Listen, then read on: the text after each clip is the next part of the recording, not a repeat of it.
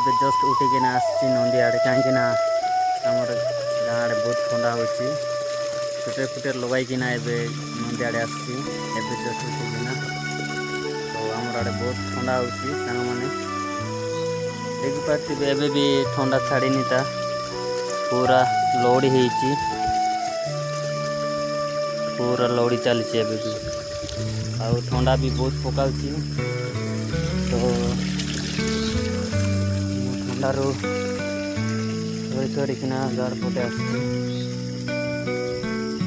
Just ଉଠିକିନା ଆପଣ। ଆଉ ଆମର ଆଡ଼େ ବହୁତ ଜଙ୍ଗଲ, ତ ପାହାଡ଼ ଯାକ ହେଉଛି, ସେଥିପାଇଁ ମୋତେ ବହୁତ ଥଣ୍ଡା ହେଉଛି।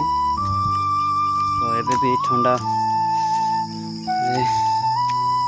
ପୁରା ଲହଡ଼ି ଅଛି।